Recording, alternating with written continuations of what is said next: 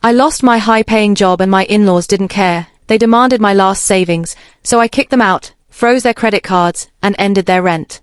My name is Isabel, and for 3 years I thought I was being kind, supportive, and loyal. I was a software manager at a major bank in New York, earning well enough that when my in-laws Stanton and Rosalind were facing eviction, I stepped in, not because they were helpless, but because I loved my husband Callum and believed family meant sacrifice. I agreed to pay their $3,000 monthly rent, just for a little while. That little while quietly became 3 long years. At first, I told myself it was temporary. Stanton talked about his health, Rosalind talked about bad luck, and Callum kept saying, "You make so much of it." Every time I brought up how the payments were draining us, we couldn't save, we couldn't plan for a home, we couldn't even breathe financially, yet every month that transfer went out like a ransom payment, not support, ransom. Then I lost my job. One meeting, one cold HR voice, one envelope, and my entire sense of security collapsed. I sat in my car for almost an hour before driving home, rehearsing how I would tell everyone, hoping for at least a little concern, a little humanity. When I called my mother-in-law Rosalind, her response stunned me. There was no "Are you okay?" No "How can we help?" She asked instead if I could send the rent early because they wanted to buy new furniture. I remember gripping my phone so hard my hand hurt. That was the moment something inside me snapped. I realized I had never been family to them. I was an ATM. I told her calmly that I had lost my job and couldn't pay their rent anymore. She laughed, actually laughed, and said I should use my savings, the $2,000 I had left. Then she brought up Stanton's fragile health, layering guilt like syrup, thick and suffocating. I hung up shaking, but for the first time, clear. When I told Callum, he initially held me and said we would figure it out, but the moment I said we had to cut off his parents financially, his tone changed. He panicked about eviction, about shame, about guilt his mother had trained into him since childhood. Again he said, "You make so much of it," and that's when I said something he didn't expect. I told him I was being financially abused, and that his parents were capable of working. They just chose not to. That night, while Callum slept, I made decisions that would change everything. I called the landlord the next morning and gave a 30-day notice on the apartment. I cancelled every recurring transfer, removed their names from my credit cards, and cut them off my phone plan. Each click felt terrifying and freeing at the same time. 3 days later, they showed up at my house with suitcases.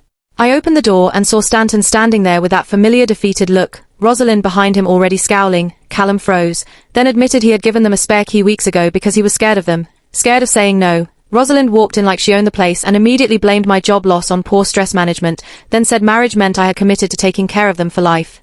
I laughed, not because it was funny, but because I was done. I told them there was no deal, no contract, no obligation, only generosity they exploited. Then I counted to 3 and told them to leave or I would call the police for trespassing. The shock on their faces was priceless. Stanton finally snapped and told Callum to divorce me because I was now useless. That's when the real revenge began. I calmly told them I had already cancelled everything, the cards, the phone plan, the rent. Then I handed Rosalind a printed copy of every transfer I had ever made, highlighted, totaled, and time-stamped. I told her I had also spoken to a financial counselor who flagged what they did as exploitation, and that if they ever tried to harass me again, I would pursue legal action. She went silent for the first time in years. After they left, Callum broke down. He admitted his mother had suggested he threaten me with divorce to scare me into continuing the payments. Hearing that hurt more than losing my job, but it also exposed the truth. We started therapy with a counselor named Maribel, someone who specialized in family enmeshment, and slowly, painfully, Callum began to see the manipulation he had lived under his entire life. Here's the twist they never expected. Cutting them off didn't destroy them, it exposed them. Stanton suddenly found a part-time job within weeks. Rosalind started babysitting. They moved in with Callum's sister Aloan, who quickly realized why we had drawn boundaries. The family narrative shifted, quietly, but powerfully. As for me, 3 months later, I landed a better job with a fintech firm, higher pay, better hours, and full remote flexibility. The money felt different this time, not drained, not guilty, not controlled. We paid off debt, started saving, and for the first time, our home felt peaceful. The last I heard, Rosalind tells people I changed, and she's right, I did. I learned that love without boundaries is just another form of self-destruction, and revenge doesn't always look like shouting or chaos. Sometimes it looks like silence, cancelled transfers, therapy, and a life that finally belongs to you. I thought the silence meant it was over, but silence was just the calm before Rosalind tried one last time to rewrite the story. 2 weeks after they were forced out of my house, I started getting messages from distant relatives, people I barely knew, asking how I could abandon sick elders, how money had changed me, how marriage was about sacrifice. Rosalind had gone on a quiet campaign, telling everyone I threw them out after losing my job, that I was unstable, selfish, and cruel. She painted herself as a frail victim and me as a heartless woman who used her son and ran.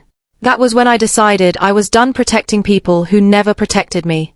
I didn't argue, I didn't explain privately, I prepared. I compiled every bank transfer for 3 years, every rent receipt, every text where Rosalind demanded money, every message where Callum said, "You make so much of it." I organized it neatly and sent a single email to the extended family group she had been poisoning, calm, factual, no insults, just numbers, dates, screenshots, and one sentence at the end. This is why the support ended. The response was instant and brutal. People started replying with shock, with apologies, with questions Rosalind could not answer. Stanton's part-time job suddenly made sense. Rosalind's stories collapsed under receipts, and for the first time, they weren't controlling the narrative. The family pressure flipped. Calls stopped coming to me and started going to them. The same people who judged me now asked why they never worked, why they drained a young couple, why they felt entitled to a daughter-in-law's income. Rosalind called me screaming, threatening, crying, switching voices like masks, and I didn't pick up. I blocked her number and felt something lift off my chest that I didn't even know was still there. The real test came a month later at a family gathering Callum insisted on attending. He was shaking the entire drive there, years of conditioning pulling at him.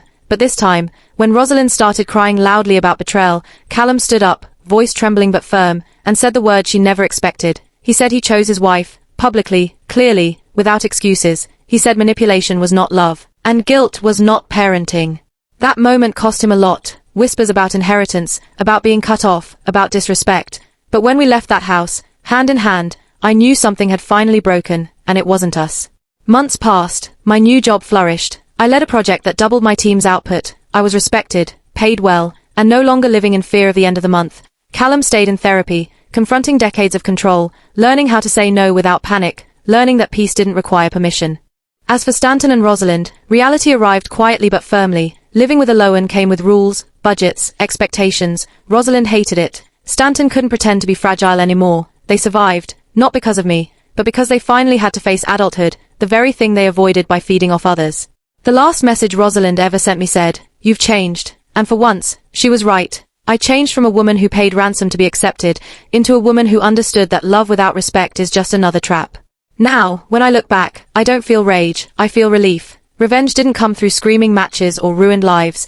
It came through boundaries, truth, and watching people lose power they never deserved to have. Please like, share and subscribe for more stories. Thank you.